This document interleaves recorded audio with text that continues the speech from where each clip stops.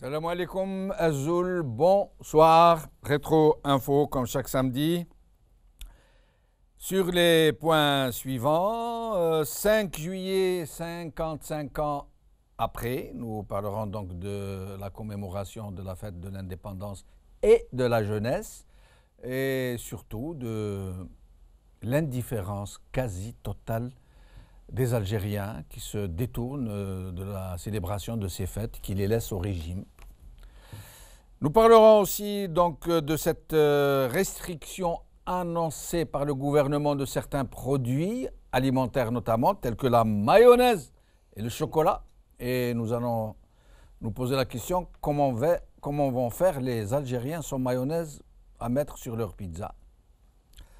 Parce qu'en Algérie, on met de la mayonnaise sur la pizza. Et enfin, des relations Alger-Paris et de ce rapport de la mission d'expertise électorale dépêchée par l'Union européenne et qui vient donc de s'exprimer sur la question. Avec moi, donc, Hassan Hiresh. Merci d'être avec nous, Hassan Hiresh.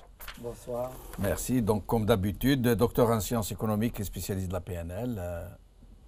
Bonsoir, Jamal. Bonsoir. Les téléspectateurs. Zoher Rouis, secrétaire national Jil Jadi d'Europe. Bonsoir. Merci d'être avec nous. Et Hassan Oufar, journaliste, merci d'être avec nous. Bonsoir, merci de m'avoir invité. Alors, donc, le premier titre. Le devoir. Quel avenir pour l'Algérie, 55 ans après son indépendance, par Sarah Boumeda.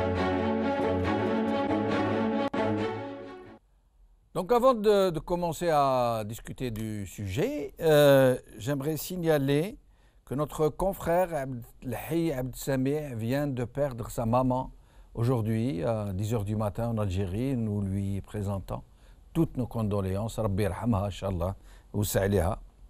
Et c'est le cas aussi pour notre ami Badreddine Gerfa qui a perdu aujourd'hui aussi son frère.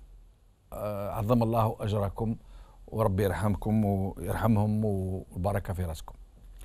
Alors, Hassan Hiresh, le 5 juillet, le 1er novembre, les Algériens ne commémorent plus les fêtes nationales, ils s'en détournent totalement, alors que quand vous prenez par exemple les autres pays, les États-Unis, la France, la population participe. Qu'est-ce qui se passe? Pourquoi tel désintérêt? Les raisons sont multiples. D'abord, parce que nous avons affaire à un pouvoir illégitime depuis 1962 et un pouvoir qui cherche une légitimité à travers justement cette épopée historique que représente le 1er novembre et l'indépendance de l'Algérie. Donc dès lors que ce pouvoir illégitime s'accapare de ces symboles, il va de soi qu'à ce moment-là, ces symboles sont dépréciés. Ils sont utilisés à des fins de propagande, à des fins uniquement d'intérêt de l'oligarchie des apparatchiks au pouvoir. Et à ce moment-là, effectivement, nous avons affaire à un peuple qui est conscient de cette problématique, un peuple qui comprend les choses et qui ne veut pas jouer le jeu. Donc c'est un message envoyé par le peuple algérien aux dirigeants en disant « nous ne sommes pas des moutons, nous n'allons pas vous suivre ». Et du reste, dès 1985, lorsqu'il y a eu la création de la Ligue algérienne des droits de l'homme, je rappelle qu'en même temps, il y avait la première création de l'Association des enfants de Shahid qui avait pour objectif de refuser le détournement, la confiscation de l'indépendance, de détournement justement à travers les cérémonies officielles, glorifiant la guerre d'Algérie, glorifiant l'indépendance, le 1er novembre, etc. Donc ces enfants de Shahid ont décidé d'aller eux-mêmes déposer des gerbes de fleurs au monument aux morts. Ça a commencé à Tizi Ouzou, mais ça a pris dans beaucoup de villes algériennes.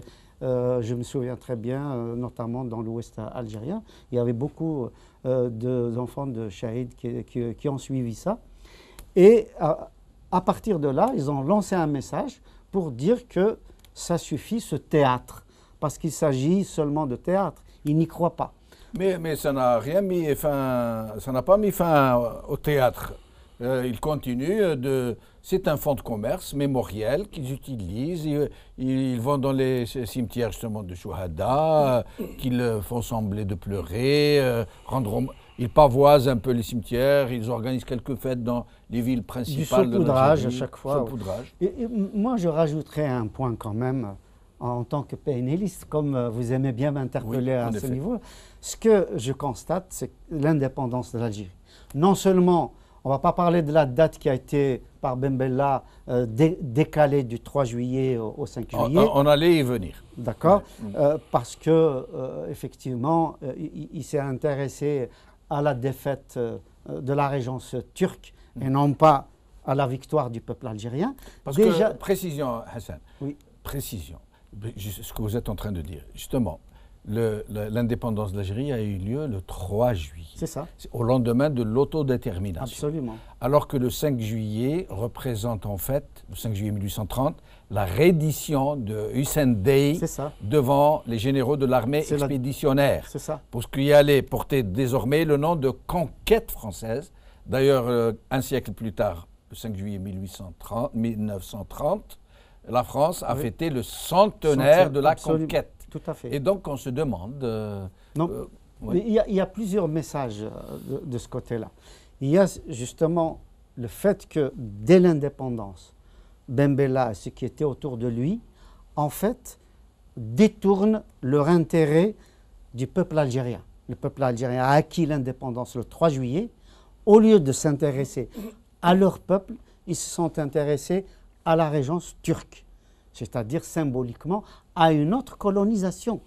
C'est vous dire la perversion de cette mentalité des dirigeants algériens. Vous pensez qu'il les fait exprès moi, je pense que c'est juste de bricolage? Non, je pense que c'est délibéré. C'est un signe qui, à l'époque, était envoyé à la France en disant, voilà, nous avons pris notre revanche. Or, ce n'est pas notre revanche. Effectivement. C'est pas notre et c'est de la falsification. Absolument, falsification, tout à fait.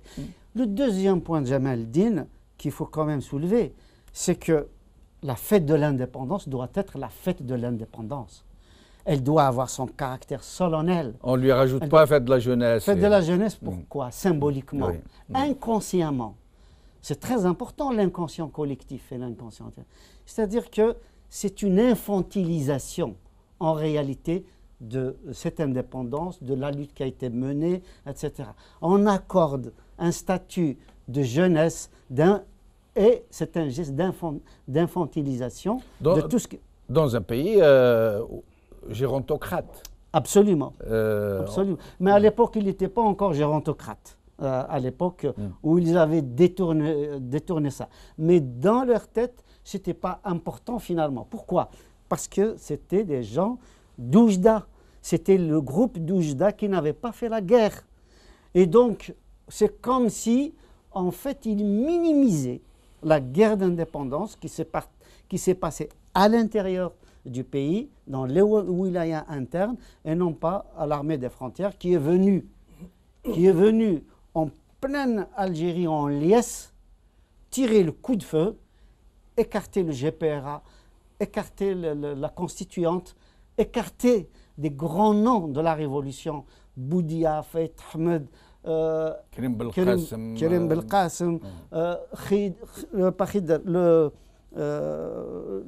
l'ancien président du GPRA, Fares, Ben Khedda, etc. Oui. Donc, toute cette magouille-là, évidemment, c'est pour dire que cette histoire, on l'enterre complètement, et l'histoire maintenant, c'est nous.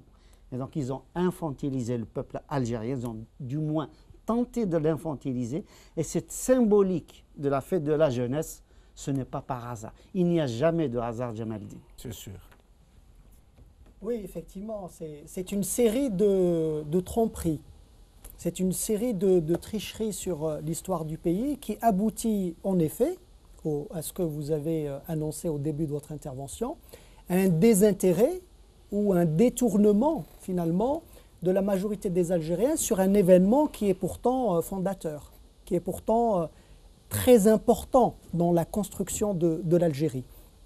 Et on voit bien qu'il y a l'événement commémoré par le régime et il y a l'événement qui est commémoré par les Algériens. Parce que malgré tout, et bien que le régime se retrouve finalement avec lui-même pour fêter l'indépendance, les Algériens ne sont pas dans cet événement-là qui est voulu et créé par le régime. Ils sont dans d'autres événements et j'ai pu suivre ces derniers jours, par exemple, des visites de manière très autonome, très voulue, spontanée personnellement, par des Algériens, la jeunesse, dans les cimetières, un certain nombre de pères fondateurs, par exemple. Et donc, ils commémorent finalement l'indépendance en dehors de ce circuit. Mais c'est très... c'est très révélateur. C'est très marginal aussi. Ça reste marginal, bien sûr, mais c'est très révélateur aussi, d'un côté, d'une prise de conscience chez quelques-uns, mais aussi de la coupure qu'il y a entre le peuple et ce régime. Et je ne reviens pas sur ce qui a été dit sur la fête de la jeunesse. En effet, c'est celle-ci, la symbolique. C'est nous, vous avons apporté l'indépendance, vous, enfants du pays.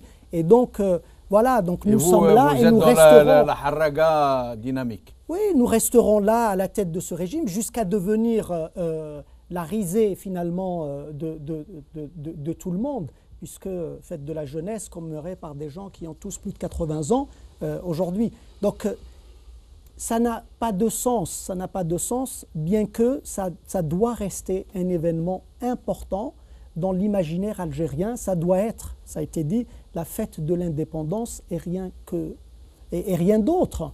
Hassan, est-ce que comment dirais-je, ce décrochage, cette indifférence, est-ce qu'il procède de la même logique que celle de ne pas voter, que celle de boycotter les référendums?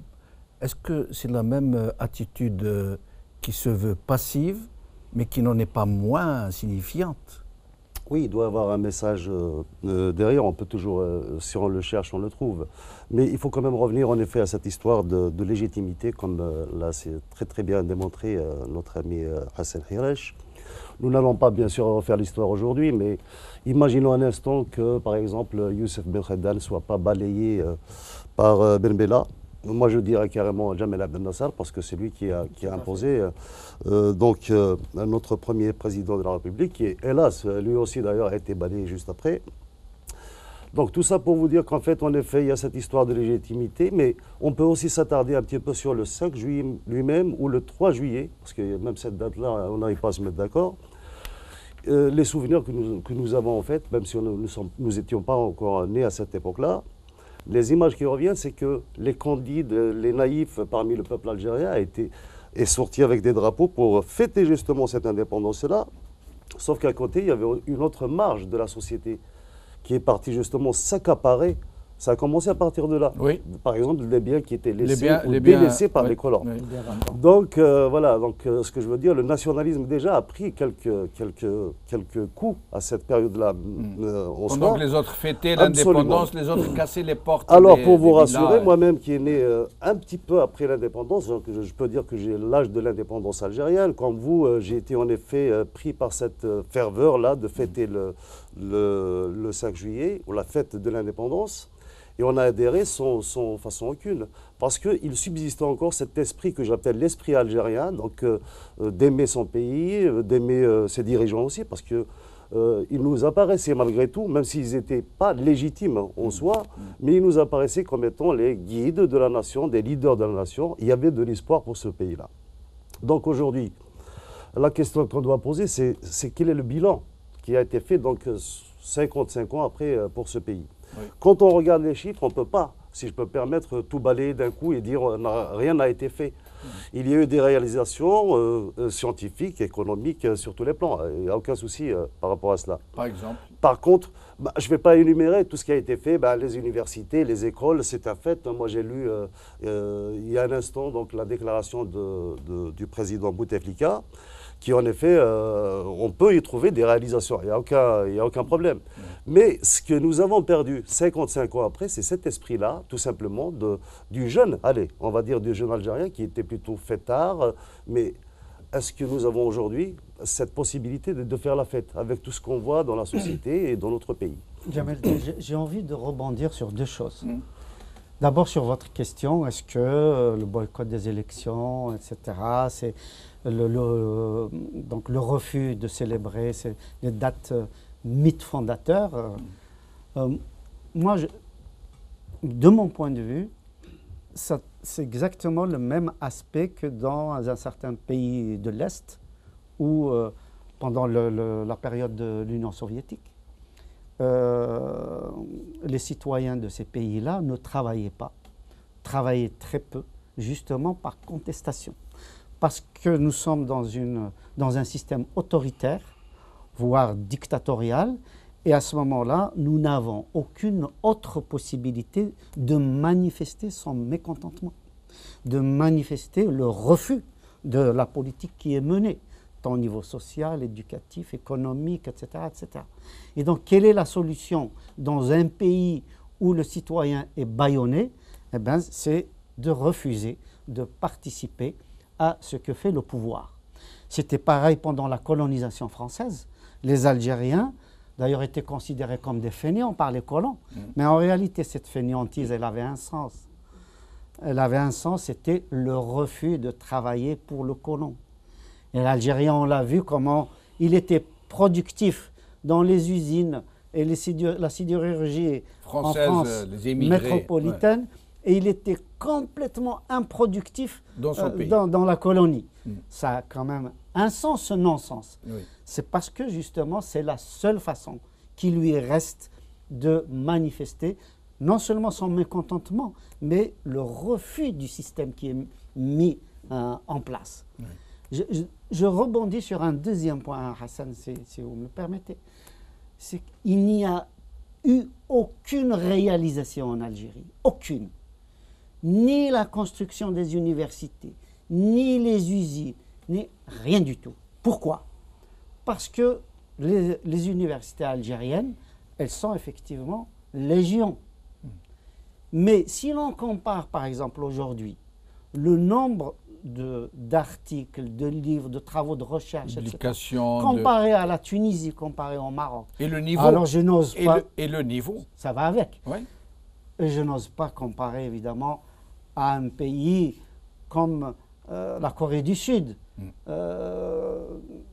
comme l'Espagne, qui était pratiquement au même niveau que l'Algérie. Et l'université qui est classée après la Somalie. Absolument. Donc, après la Libye. C'est une non-réalisation. Il ne suffit pas de construire des bâtiments. Il ne suffit pas de recruter des étudiants, de recruter des professeurs. Qu'est-ce qui fait qu'aujourd'hui, en 2017, nous n'attirons aucun chercheur étranger dans nos universités? Mais aucun. Aucun. C'est quand même dramatique. Vous ajoutez de l'eau à votre moulin. Savez-vous ce qui distingue l'université algérienne dans les autres universités du monde? En quoi elle est connue? Est-ce que vous le savez? Le plagiat. Le plagiat. Elle se distingue par le plagiat. Et, mieux encore, le directeur de la recherche scientifique au ministère de M. Aourar a été pris la main dans le sac. Il n'a pas été plagié une publication qui vient du Japon ou de l'Inde, qui soit un peu loin. Il a plagié une personnalité française. Et il a été pris la main dans le sac. Mais le plagiat, les faux diplômes, les notes négociées avec les étudiants, etc., etc. Le bac qu'on n'arrive même pas à organiser d'une façon digne. Un État comme l'Algérie, qui a 55 ans d'âge, qui a une des armées les plus puissantes du monde, en tout cas parmi les 2 ou 3 premières d'Afrique, oui. Qui a un système administratif vraiment pléthorique. Et je peux multiplier comment dire, la mainmise de l'État sur la société, qui n'arrive même pas à organiser un baccalauréat sans tricherie. Donc, je peux multiplier comme ça juste 2 autres exemples. Ce qu'on a appelé l'industrie industrialisante. C'est une supercherie. Oui. Ces industries-là, les grands conglomérats à la soviétique, ça aboutit à quoi? À un fiasco industriel où l'Algérie a payé des milliards et des milliards, non pas pour la production, mais pour la maintenance de ces usines. Et aujourd'hui, on est encore en train de payer cette gabegie. Je n'ose pas parler dans le détail de ce qui se passe par exemple à Al-Hadjar. On vend l'usine à bas prix ArcelorMittal qui nous la revend beaucoup plus cher, sans compter aussi les usines de ciment qu'on vend à Orascom à un dinar symbolique qui sont achetées par Lafarge à la bourse de Londres avec des centaines de millions. On peut multiplier les exemples de gabegie, de gâchis, etc. Et les milliards et les milliards de dollars qui ont été consommés de façon, comment dire, irresponsable depuis l'indépendance et particulièrement depuis que Bouteflika est au pouvoir. Donc, je conclus qu'il n'y a aucune réalisation dans la mesure où chaque pseudo-réalisation est un échec. Alors, avant que je ne donne la réponse à Hassan, Zoher. J'aimerais bien effectivement rebondir là-dessus. Et je suis d'accord sur le premier point. Ce n'est pas de la passivité des Algériens, c'est une forme de résistance. Et le lien que vous avez fait avec les élections, etc., on a eu pendant, si on veut rester juste sur l'histoire très très récente, on a eu une séquence sur les élections qui a démontré de manière phénoménale que ce n'était pas de la passivité, mais de la résistance, et donc de la résistance active.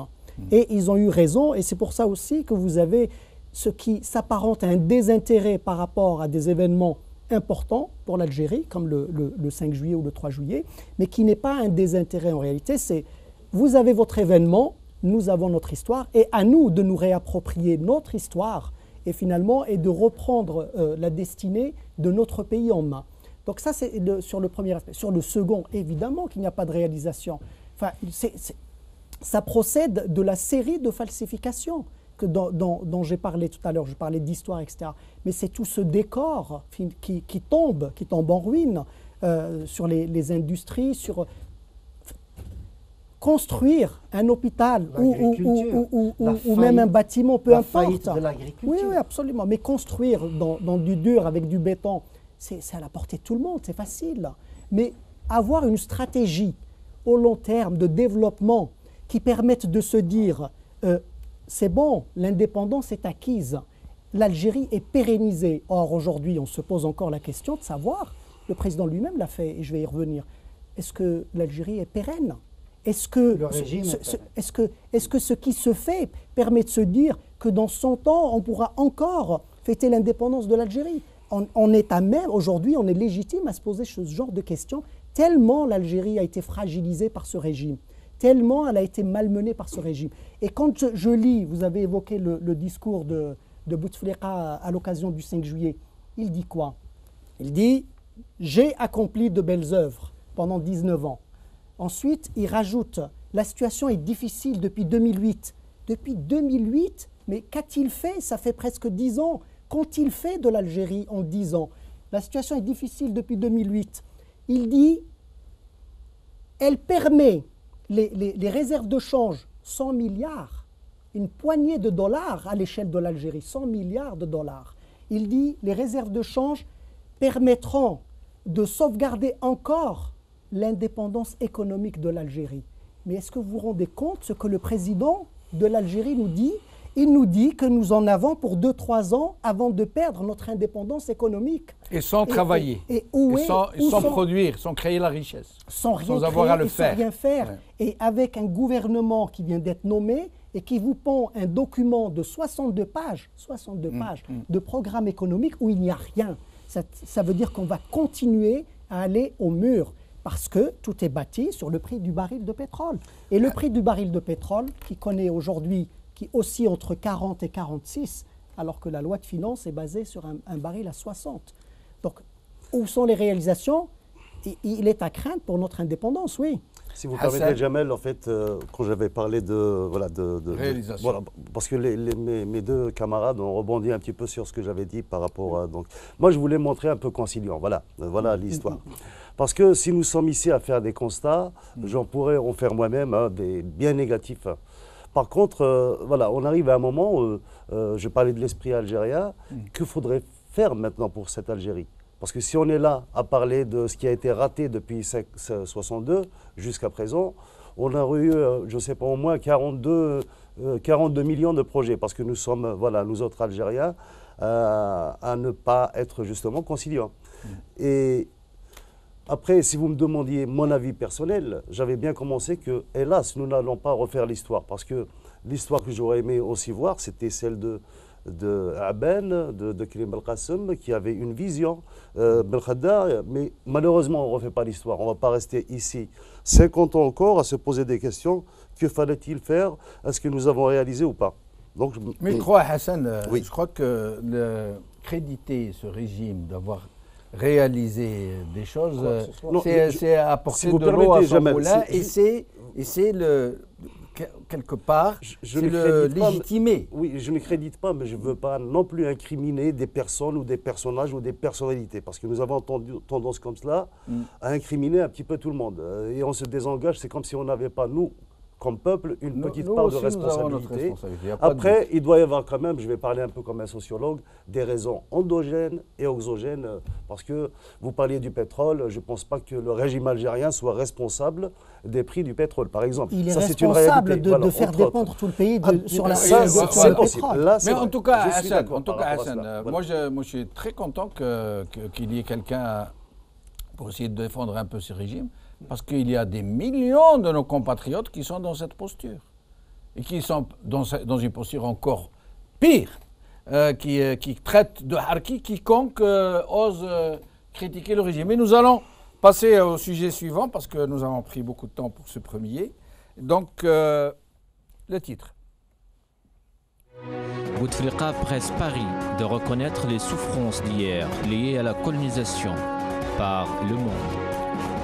Alors, nous allons parler des relations algéro-françaises. On dirait qu'elles sont en train de se refroidir.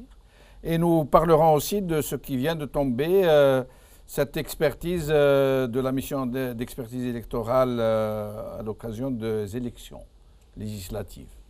Ce qui m'intéresse, Djemal Din, c'est que dans le discours, la déclaration de Abdelaziz Bouteflika, chef de l'État. C'est lui qui a, d'abord, c'est lui qui a écrit cette lettre. Bon, je crois qu'il faut le dire à chaque fois. Oui, vous avez raison. On sait très bien que c'est l'aéropage et c'est les différents clans qui, à un moment, c'est tel clan qui prend un peu plus de pouvoir et qui écrit à sa place. On lui fait écrire et on lui fait dire des choses. Mais bien évidemment. Mais ce que je relève, c'est quand il a parlé justement de l'histoire et puis de la relation avec la France, il n'a pas parlé de partenariat stratégique, il a parlé de relations d'exception. C'est là aussi symboliquement, Djemal Din, je le retiens. Je le retiens pourquoi? Parce qu'une relation d'exception, c'est ce qu'il y a eu depuis 1962. Une relation d'exception pour couvrir les assassinats politiques, pour couvrir la gabegie économique, les essais nucléaires, les essais chimiques, les armes chimiques. La collaboration interservices dans la répression. Absolument. Le détournement de l'argent public, les biens mal acquis. L'exfiltration de l'assassin de El Msili. Absolument. La couverture de tous les crimes d'État depuis 1962 et même avant 1962. Le feu vert pour le coup d'État de 1992. Absolument. Et aussi tout l'argent des gens du pouvoir, des apparatchiks, qui est investi ici dans l'immobilier, l'hôtellerie, investi dans des affaires, dans des sociétés offshore, etc. C'est tout ça, justement, la relation d'exception à laquelle le chef de l'État appelle et maintient la relation avec la France. Donc, mais est-ce qu'elles ne se refroidissent pas ces relations en ce moment avec Macron, avec l'arrivée de Macron, qui avait laissé croire, quand il a visité Alger avant les élections, qu'il allait être le super ami du régime algérien. Et les embrassades et les boussades et tout ce qu'on a vu, tout le monde, d'ailleurs le régime était très content de l'avoir reçu et d'avoir misé sur son élection, mais après il s'avère très distant, très réservé, voire même peut-être le contraire de François Hollande, qui les portait de façon... Ce qu'espèrent les Algériens, c'est très simple, Jamaldine. Les Algériens veulent de la transparence. Non seulement de la transparence dans les affaires publiques à l'intérieur du pays, mais aussi la transparence au niveau des relations diplomatiques et particulièrement avec la France. Pourquoi avec la France? Parce qu'il y a effectivement ce passé, mais il y a aussi ici 3-4 millions d'Algériens qui vivent en France. Et donc c'est une relation historiquement privilégiée, mais qui sont restés, on va dire, en surface tumultueuse, mais en réalité des intérêts bien compris des dirigeants. On peut parler de connivence? Tout à fait, je pense qu'on peut parler de connivence. Oui, on peut parler de connivence entre le régime et les différentes autorités françaises qui se sont succédées à la tête de la France. Oui, un certain nombre d'exemples a été cité ici et le régime algérien a toujours bénéficié pour se maintenir en Algérie du soutien de la France. Et la France a agi auprès de ses autres partenaires au niveau de l'Union européenne et même outre-Atlantique pour que ce régime puisse bénéficier d'une certaine crédibilité qui lui permette finalement de répondre au cahier des charges qu'on lui a imposé, mais qu'on ne connaît pas, qui est opaque, et qui lui permet, lui, de profiter pour rester à la tête de ce pays sans que personne ne pipe mot.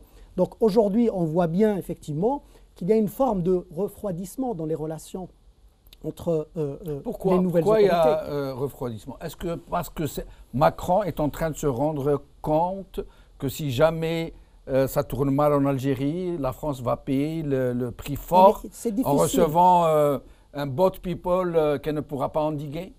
C'est difficile à dire, je ne sais pas. En tout cas, si on en reste au fait de ce qui s'est passé depuis l'élection d'Emmanuel Macron, il a eu, c'est eux qui le disent, en tout cas c'est l'Élysée qui l'annonce, ils ont eu trois discussions avec Bouteflika.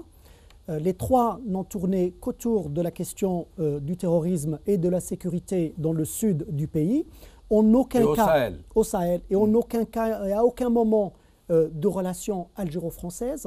Donc on voit bien que ce qui intéresse le président Macron, aujourd'hui, ce n'est pas la relation. Et Macron, contrairement à François Hollande, ne dit pas « nous avons parlé ». Il dit « j'ai dit » à M. Bouteflika. Oui. C'est comme s'il ne voulait pas être complice de cette prise d'otage. C'est comme s'il voulait nous dire Bouteflika n'est pas en état de discuter. C'est moi qui lui ai parlé. Oui. Et puis par moment, il a insisté sur cette. Oui. Et par moment, il a eu même un temps assez autoritaire. Il s'est exprimé. On s'en souvient au Mali en tant que chef de guerre, et il a dit des choses sur l'Algérie. Le dernier acte, c'est quand même le G5. Le G5 sans l'Algérie. L'Algérie qui était normalement un partenaire, en tout cas la garantie des accords. Et le choix du Maroc comme premier pays maghrébin à visiter. Donc il y a un certain nombre de signes qui démontrent effectivement qu'il y a peut-être un refroidissement. Il faut voir un peu comment ça va évoluer. Ce que dit Zoher, juste un mot par rapport à ça. Je pense qu'il y a deux phrases qui peuvent nous donner des indications. La première, on en avait parlé ici il y a 1 ou 2 semaines, c'était le discours de M. Tebboune, Premier ministre algérien, qui, dans son différents programmes, demandait aux Algériens de soutenir le pouvoir dans sa politique extérieure. Ce qui veut dire quelque part... C'est une formule d'ailleurs complètement hallucinante. Soutenir la politique internationale de l'Algérie. C'est incroyable. Mais compte tenu de ce qui vient d'être dit, à savoir justement que à chaque fois que le président Macron a eu les responsables algériens au téléphone pour parler effectivement des problèmes de sécurité au Sahel. Donc il juge soit une implication néfaste de l'Algérie, soit une non-implication, soit un refus de participer à un règlement de cette question du Sahel et de la Libye. Et encore une fois aussi, symboliquement, le fait que le président Macron soit allé au Maroc, ça veut dire que peut-être il y a une inquiétude par rapport à la position de la France vis-à-vis du Sahara occidental.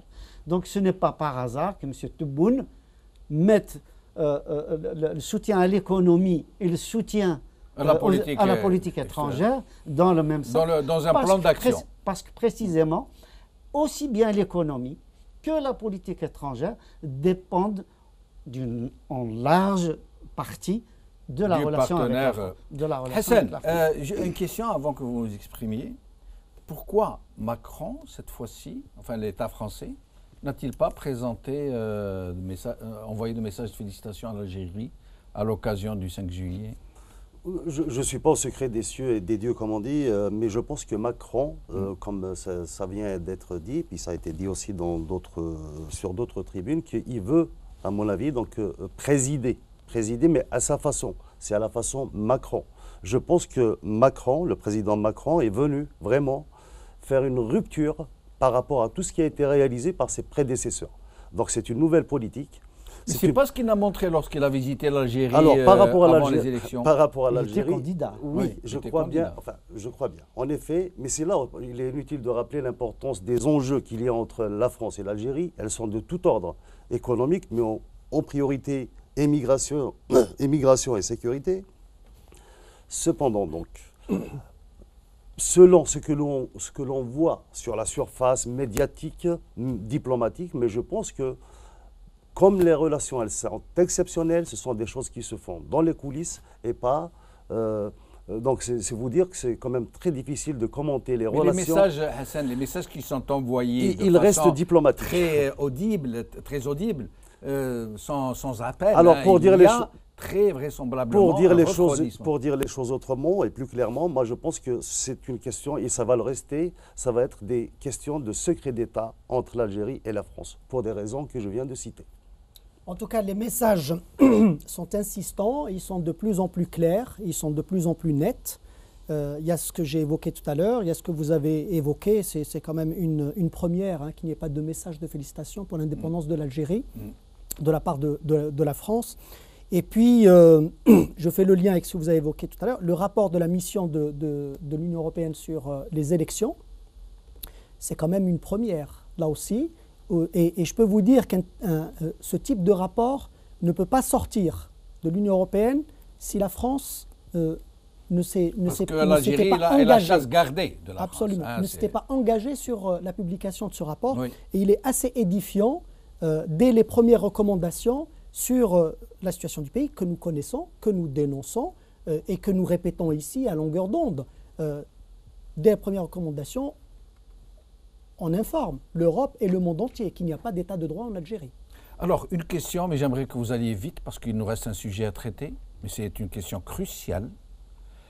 Est-ce que la France, l'État français et l'opinion publique française vont se rendre compte, enfin, que le soutien au régime algérien peut être une immense catastrophe pour la France, parce que si jamais ça tourne mal en Algérie, ce qui est très vraisemblable et très probable et même très prévisible, c'est que la France sera la première destination de gens que nul ne pourra retenir.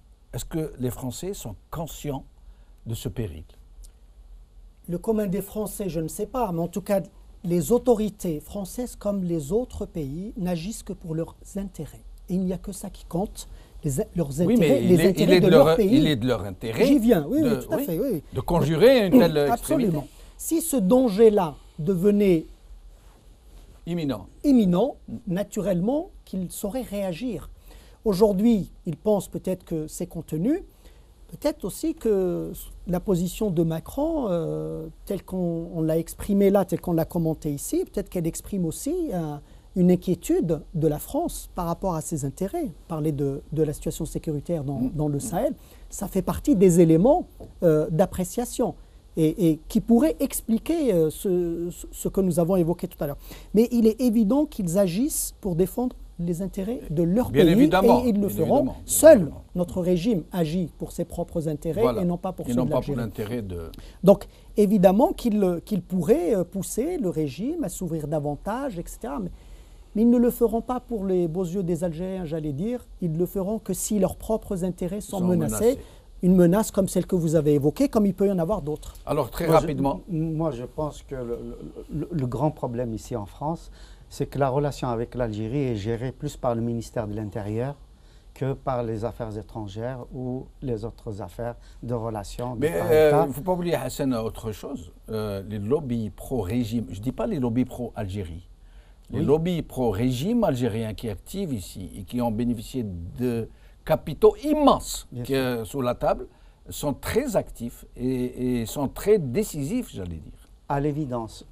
Ce que je dis, c'est que ce manque de transparence, parce que le ministère de l'Intérieur prend en main, garde en main véritablement l'essentiel des relations entre les deux pays. On l'a vu depuis Pasqua, vous l'avez vous-même tout à l'heure rappelé, l'assassinat de Maître Ali Missili en plein Paris, et on attrape l'assassin et on en fait cadeau. On fait cadeau au régime algérien qui a télécommandé l'assassinat. Donc, c'est dire à quel point le peuple français, comme le rappelle si bien Zoher, le peuple français ignore ça. Ignore parce que les médias, précisément, les médias français ne s'intéressent pas à l'Algérie. Hassan, très vite. Très très rapidement, donc voilà, moi je crois en fait en le changement de génération. Notre ami Hassan vient de parler de Pasqua, mais voilà, c'est comme ça, je suis un peu naïf peut-être, mais peut-être que les générations ont changé, peut-être que les procédés ont changé de part et d'autre. Peut-être qu'ils vont changer. Peut-être qu'ils vont changer, ou ils sont en train de changer. Donc tout ce qu'il y a lieu maintenant d'espérer, c'est que ce que vous appelez comme une prévision, j'espère que franchement que ça n'arrive pas. Et puis après, donc, je crois en le changement de ces générations-là. Je pense que de part et d'autre, il va y avoir des gens qui vont peut-être gouverner autrement. Et ça, c'est mon souhait. Qu'on a affaire à des signaux qui sont envoyés par l'équipe Macron en disant « maintenant, ça suffit ». Il faut passer effectivement la main. On ne peut pas rester en l'état. Le régime algérien ne peut pas tout le temps bâillonner son peuple. Ne peut pas empêcher les équipes nouvelles de venir gérer le pays. Le vrai problème de l'Algérie, c'est quoi? C'est l'alternance. Et nous allons passer, je m'excuse Hassan Hirsch, au sujet suivant, le dernier. Restriction. Le gouvernement suspend les importations de plusieurs produits, dont la mayonnaise et le chocolat, par la rédaction. Tout le monde est en train de rigoler ici. Mayonnaise et chocolat. Donc, il faut bien commencer par quelque chose. Il y a un texte chanté, un poème chanté de Slimane Azem sur le régime algérien, où il compare en gros le régime algérien à Tchouka.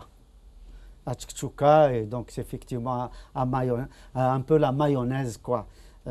Et là, franchement, avec leur discours, la mayonnaise ne prend pas, parce que les Algériens ne croient pas, voilà, ne croient pas au discours habituel, démagogique, etc. Mais non plus les moyens, Hassan Hirsch. Maintenant, c'est fini la grande zerda. C'est fini les importations à tout va de n'importe quoi qui ont fait de l'Algérie un immense bazar. Les gens, moi j'ai vu de mes yeux, et on m'en a, enfin dans des vidéos, et on m'a rapporté que on venait faire ses courses de la Tunisie, du Mali, du Niger, en Algérie, à l'Elma, entre autres. Il y avait de tout en Algérie. Mais maintenant, c'est fini. Il y a quelque chose qui me fait peur quand même, Jamaldine. Je ne sais pas ce que penseront mes amis qui sont ici sur le plateau. Ce qui me fait peur, c'est que lors même que, effectivement, effondrement des moyens financiers, lors même qu'effectivement il y a une inquiétude et que, effectivement, ces importations, on ne peut plus faire face, etc., c'est que l'Algérie dispose d'un système militaro-policier extrêmement puissant. Ce dont j'ai peur, c'est qu'il y ait une reprise en main, même dans la pauvreté, comme ça s'est passé en Russie avec Poutine, comme ça s'est passé en Égypte avec le maréchal Sissi, comme c'est en train de se passer au Venezuela. On peut multiplier, peut-être c'est ce qui va se passer peut-être bientôt en Syrie. Donc ce qui me fait peur, c'est que le recours à la force, en dernier recours, malgré effectivement les difficultés qui s'annoncent et des difficultés énormes, une crise de confiance qui s'accentue, crise économique, crise sociale, crise éducative, crise morale, etc. Malgré cela, j'ai bien peur qu'effectivement il y ait une reprise en main par la force. Et là, j'espère que l'armée algérienne ne marchera pas dans cette combine cette fois-ci. Oui, parce que cette histoire de chocolat et de mayonnaise, elle est très franchement très accessoire par rapport à ce qui peut arriver, compte tenu des difficultés que traverse l'Algérie et qui ont été toutes les crises qui ont été rappelées ici. Et pour relier ça avec le sujet précédent, les autorités françaises, par exemple, sont parfaitement informées de la situation. Ils savent exactement quelles sont les données que le régime cache aux Algériens, qu'il garde pour lui, pour raconter une autre histoire. Donc toutes ces données sont connues et permettent peut-être une réelle politique telle qu'elle a été évoquée ici, peut-être une réaction d'une nouvelle génération de dirigeants qui sera peut-être un peu plus conforme à ce qui est souhaité par les Algériens. Donc qu'il y ait plus de chocolat, ce n'est pas le sujet, très franchement, parce que l'Algérie va malgré tout devant des difficultés monstrueuses. Et le fait de plus avoir suffisamment de ressources pour justement subvenir aux produits de première nécessité, c'est ça qui va poser problème. Et dans le programme de Tebboune, dans toutes ces déclarations, ils ont monté une commission qui va mettre à plat toutes les subventions, toutes les aides sociales. Et donc vont commencer un certain nombre de mesures qui vont justement amener les Algériens à devenir un peu plus protestataires, peut-être un peu plus, sortir un peu plus dans la rue et réclamer le minimum vital qui aujourd'hui, qui va devenir petit à petit difficile à tenir. Et c'est ça, quand je parlais tout à l'heure d'absence ou de crainte sur la pérennité de l'Algérie, sur son indépendance économique, c'est de ça dont il s'agit. Voilà. Et donc, c'est compliqué, ça va être de plus en plus compliqué de raconter aux Algériens que finalement c'est eux qui dépensent, c'est eux qui mangent, qui gaspillent du chocolat et de la mayonnaise. Non, ils demandent des efforts aux Algériens pendant qu'eux continuent dans l'opulence, qui nous expliquent pourquoi finalement avoir construit cette mosquée avec tous ces milliards. Pourquoi le budget de l'armée est-il aussi exorbitant? Oui, pourquoi cette course aux armements à tel niveau l'armée algérienne est, je crois, la deuxième en Afrique. Oui, et l'une des plus dotées du monde. Oui. Pourquoi? En tout Après cas, l'Égypte, pays de 80 millions d'habitants. 80 millions Voilà. d'habitants. Hassan, rapidement. Très rapidement toujours, par rapport donc, à cette histoire de mayonnaise, encore, même si ça reste un peu anecdotique, mais bon, tous les experts l'avaient prévu. En fait, notre malheur, c'est de dépendre des hydrocarbures, et ça, c'est depuis toujours que ça nous poursuit un peu comme une malédiction. Après, sinon, sur la politique de la restriction budgétaire, moi je trouve que c'est normal en effet d'arrêter d'importer des choses qui soient, j'allais dire encore une fois pour reprendre votre mot, accessoires. Après, il s'agit maintenant, parce qu'il faut quand même regarder vers le futur, il faut, à mon avis, c'est vraiment un appel que je lance, il va falloir encore une fois se réunir, s'unir, il faut appeler au bon sens de tout le monde pour qu'une solution soit envisagée. Parce qu'il y a la grande inconnue maintenant, c'est ce que je dis à chaque fois, c'est on ne sait pas ce qui se trame dans l'esprit des plus jeunes Algériens. Autant notre génération a été patiente, elle a été, j'allais dire, très patiente même, mais celle qui arrive, malheureusement, moi personnellement, je ne sais pas ce qui se trame dans leur tête. Mais Hassan, avec ces restrictions, ils n'ont plus le choix. Maintenant, ils sont obligés. Il y a des seuils incompressibles. Ce n'est plus possible de pouvoir dépenser 70 milliards par an, à gaver les gens, à les anesthésier, notamment leurs alliés naturels, quelques millions quand même de personnes qui se retrouvent aujourd'hui dans des statuts qu'ils n'ont pas rêvé, dans les meilleurs de leurs rêves. Mais là, en l'occurrence, le problème est que tout ce qui se consomme en Algérie est importé. Tout, d'une façon ou d'une autre. Un économiste m'a démontré que le pain qu'on produit dans les boulangeries algériennes est importé. Ah oui, c'est le blé. Pas seulement. L'Algérie est un des plus grands farine, acheteurs de blé. Il m'a expliqué, par exemple, les fours sont importés, Oui. le transport de la farine est importé, les équipements qui ramènent de l'eau sont importés.